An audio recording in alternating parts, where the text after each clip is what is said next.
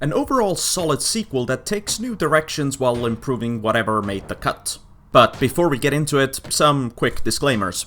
See, I got the key from the publisher, I played it before release, and I have played a bunch of the previous game, which I also liked, though found some glaring issues with. I streamed this on my Twitch channel, link in the description if you're interested in a comfy and welcoming place to chill out. I think by now we kind of all know the deal with these simulator games. Simple-seeming jobs turned into simulator video games with arcadey controls and a simple view of what those professions include.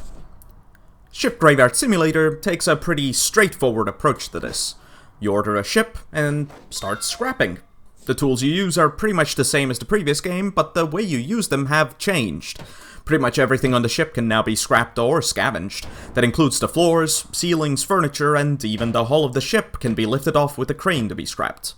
Unlike the first game, you'll flat out be scrapping the actual ship, not just random elements of it. You can now also say goodbye to fiddly inventory management, annoying fusing of materials to create new materials, and restocking your equipment's fuel every minute, since all of that has now been cut from the game. Now you just have 4 material types and cash. As much as it's a simplification, it's also a huge step toward making the game move along at a reasonable pace. After the first few ships, the original game consisted around 60% of just inventory management, which just meant it was a total headache compared to what you actually wanted to do. Overall, at least to me, the game's been generally an absolute improvement. No mechanic feels out of place, everything's been improved, and what didn't work has fully been taken out. There's a couple of bugs to mention though. There's, for example, some issues with the physics of items, with some stuff never falling to the ground, especially if it's their second fall due to a floor falling from under them, or whatever else.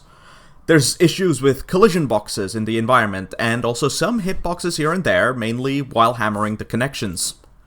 I also noticed that the truck's radio is just an audio file that resets every time you turn on the radio, meaning it's basically just not a radio at all.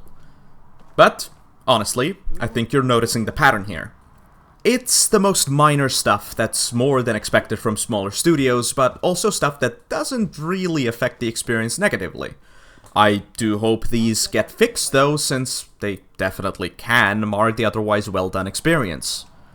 In terms of lacking features, there is one, and it can be quite notable, that can drive some people up the wall. All loose objects should have either an option to have a glow around them, or maybe some sort of Witcher sense type of ability to see them better. There's also a lot of minor trash on the ground textures already, and some of the makeshift platforms and ramps are also made with trash, which conveniently can't be harvested for yourself.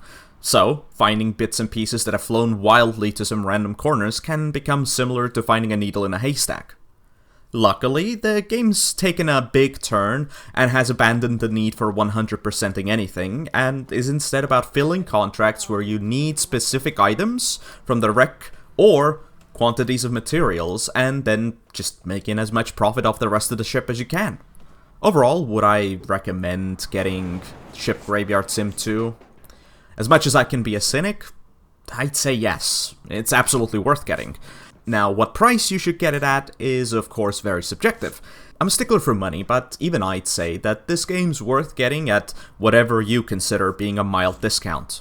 Consumers should always save money, so I don't think there's a game I'd recommend at full price, so it's as strong as of a recommendation as I think I could give.